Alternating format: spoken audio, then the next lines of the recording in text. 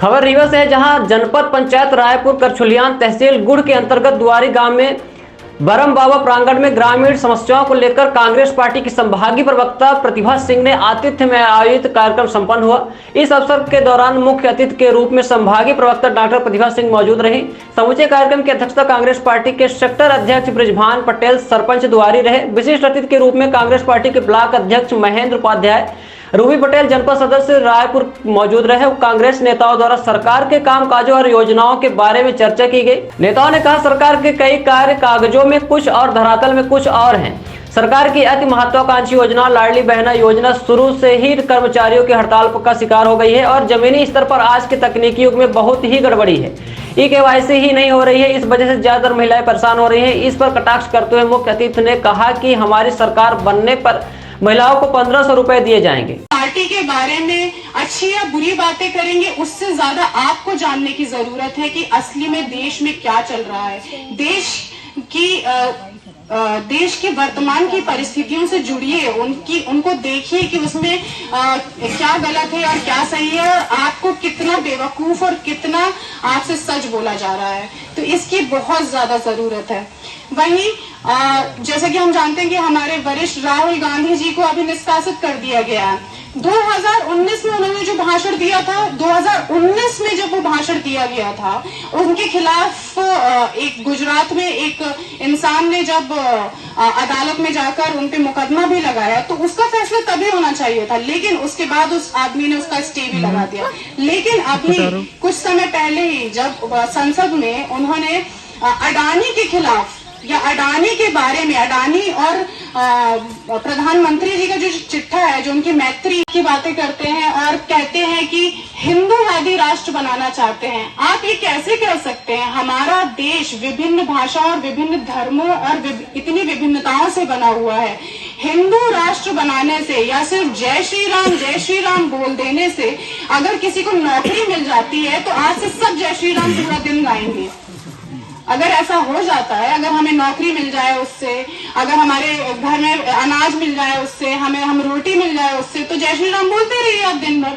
लेकिन वो कहते हैं ना, भूखे पेट भजन भी नहीं होते। तो जब तक एक गरीब इंसान भूखा है उसको जय श्री राम बोलने में खुशी नहीं मिलेगी। तो मेरा आप सभी को, इवन महिलाओं को, पुरुषों को, युवाओं को, सबको एक मैसेज देना चाहूंगी, एक संदेश देना चाहूंगी कि आपको चुनाव करना है कि क्या सही है और क्या गलत है। हम यहाँ पे आकर किसी पार्टी, वो मुझे भी मिलेंगे, मुझे तो खुशी है। मेरी सरकार अगर मुझे 1500 रुपए दे रही है हर महीने, मैं तो लूंगी, बिल्कुल लूंगी, सारी महिलाएं लेंगी। लेकिन अभी जो लाडली बहना योजना के तहत शिवराज जी ने घोषणा की कि वो 1000 रुपए महिलाओं को देंगे। अगर आप उसकी सच्चाई जानेंगे तो आप अचंभित रह जाएंगे। उसमें उन्होंने कहा है कि 60 साल से ऊपर की महिलाएं हैं उनको वो नहीं मिलेगा, 23 साल से नीचे की महिलाएं हैं उनको वो नहीं मिलेगा, जिसके घर में 5 एकड़ जमीन है उसको वो नहीं मिलेगा, जिसके घर में 4 पहिया वाहन है उसको वो नहीं मिलेगा, जिसके घर में 2.5 लाख रुपए की आमदनी है उसको वो नहीं मिलेगा। तो मिलेगा किसको भाई? कहीं ना कहीं से वो हर जगह से काटा जा रहा है। तो ये इस तरीके की झूठी योजनाएं सिर्फ पोस्टर बनाने के लिए बनाई जाती हैं ताकि आप लोगों को लगे कि ये कितनी योजनाएं बना रहे हैं और कितना अच्छा काम कर रहे हैं, लेकिन ऐसा कुछ हो नहीं रहा है असलियत में। साथ ही ये बिल, मैं भी हूँ डॉक्टर, मैं खुद डॉक्टर हूँ, मुझे 1150 रुपए का सिलेंडर भराना कठिन लगता है। एक मिडिल क्लास वाले फैमिली वाले इंसान को 1150 रुपए का सिलेंडर भराना कठिन लगता है, तो एक गरीबी रेखा के नीचे वाले आदमी से आप कैसे उम्मीद करेंगे कि वो 1150 रुपए का सिलेंडर भराएगा? तो ये तो हो रहा है। साथ ही जब कांग्रेस की सरकार थी तब उस गैस सिलेंडर था 400 रुपए का, तब केंद्रीय मंत्री स्मृति ईरानी सिलेंडर लेकर पूरी रोड पे घूमा करती थी और प्रदर्शन किया करती थी कि महंगाई कितनी ज्यादा है। आज वही स्मृति ईरानी गायब है। क्यों गायब है? हम महिलाएं जानना चाहते हैं कि आज स्मृति ईरानी क्या कहना चाहती हैं, लेकिन उनका कोई पता नहीं है। तो इसी के तहत कमलनाथ जी ने घोषणा की है कि जब उनकी सरकार आएगी तो 500 रुपए का सिलेंडर वो देंगे। साथ ही महिलाओं को रियायत देते हुए जो 1500 रुपए हर महिला के अकाउंट में डाले जाएंगे। BR अम्बेडकर जी ने एक संविधान जो हमें दिया है और हमें कुछ अधिकार दिए हैं कि हम उन अधिकारों का यूज करके अपनी बात सामने रख सकते हैं, अगर वो अधिकार हमसे छीन लिया जाएगा तो ये सबसे बड़ी दुख की बात है। साथ ही मैं कमलनाथ जी की योजनाओं की कुछ बातें आप सभी के सामने करना चाहूंगी, जैसे कि हमारे वरिष्ठ नेताओं ने ऑलरेडी वैसे भी आप सभी को बता दिया है। तो अभी कुछ समय पहले ही कमलनाथ जी ने एक मैं बहुत सारे गांव में जा जाके महिलाओं से मिल रही हूँ, उनसे बात कर रही हूँ, जो गरीबी रेखा के नीचे जो लोग हैं उनको अभी शिवराज सरकार ने उज्ज्वला योजना कुछ समय पहले दी थी, जिसके तहत उनको फ्री में सिलेंडर बांटे गए थे। फ्री में सिलेंडर आपने गरीबी रेखा के नीचे वाले लोगों को दे दिया, अच्छी बात है, बहुत अच्छी बात है, आपने उन्हें फ्री में सिलेंडर दिया, लेकिन उसका प्राइस आपने 1150 रुपए का। और कहीं ना कहीं इतने अभी हम लोग नवरात्रि मना रहे थे और साथ में हमारे मुस्लिम भाई बहन रमजान भी मना रहे हैं, तो ऐसा सिर्फ हमारे देश में होता है और कहीं नहीं होता। साथ ही मैं कहना चाहूंगी कि लोकतंत्र की हत्या, जो कमलनाथ जी ने अधिवेशन में एक चीज मेंशन करी, लोकतंत्र की हत्या। आज हम सभी जानते हैं कि अगर आप वर्तमान की सरकार के खिलाफ कुछ भी कहते हैं तो आपके पीछे ईडी भेज दी जाती है, आपके पीछे सीबीआई लगा दी जाती है, और तो और विदेश के पत्रकार या विदेशी जो न्यूज चैनल्स हैं, अगर वो कुछ करते हैं तो उनके खिलाफ भी सीबीआई लगा दी जाती है। तो अगर हमारे मौलिक अधिकार को छीना जाएगा, हमें बोलने का अधिकार हमें नहीं दिया जाएगा, जो देश में चल रहा है वो नहीं बोलने दिया जाएगा, तो ये है लोकतंत्र की हत्या। तो इस तरीके से लोकतंत्र की हत्या हो। मिडिल क्लास वाले फैमिली वाले इंसान को 1150 रुपए का सिलेंडर भराना कठिन लगता है, तो एक गरीबी रेखा के नीचे वाले आदमी से आप कैसे उम्मीद करेंगे कि वो 1150 रुपए का सिलेंडर भराएगा?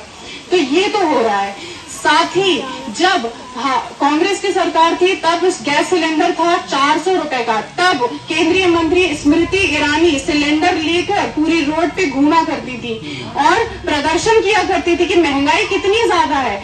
आज वही स्मृति ईरानी गायब है। क्यों गायब है? हम महिलाएं जानना चाहते हैं कि आज स्मृति ईरानी क्या कहना चाहती हैं, लेकिन उनका कोई पता नहीं है। तो इसी के तहत कमलनाथ जी ने घोषणा की है कि जब उनकी सरकार आएगी तो 500 रुपए का सिलेंडर वो देंगे, साथ ही महिलाओं को रियायत देते हुए जो 1500 रुपए हर महिला के अकाउंट में डाले जाएंगे, वो मुझे भी मिलेंगे। मुझे तो खुशी है, मेरी सरकार अगर मुझे 1500 रुपए दे रही है हर महीने, मैं तो लूंगी, बिल्कुल लूंगी, सारी महिलाएं लेंगी। लेकिन अभी जो लाडली बहना योजना के तहत शिवराज जी ने घोषणा की कि वो 1000 रुपए महिलाओं को देंगे। अगर आप उसकी सच्चाई जानेंगे तो आप अचंभित रह जाएंगे। उसमें उन्होंने कहा है कि 60 साल से ऊपर की महिलाएं हैं उनको वो नहीं मिलेगा, 23 साल से नीचे की महिलाएं हैं उनको वो नहीं मिलेगा, जिसके घर में 5 एकड़ जमीन है उसको वो नहीं मिलेगा, जिसके घर में 4 पहिया वाहन है उसको वो नहीं मिलेगा, जिसके घर में 2.5 लाख रुपए की आमदनी है उसको वो नहीं मिलेगा।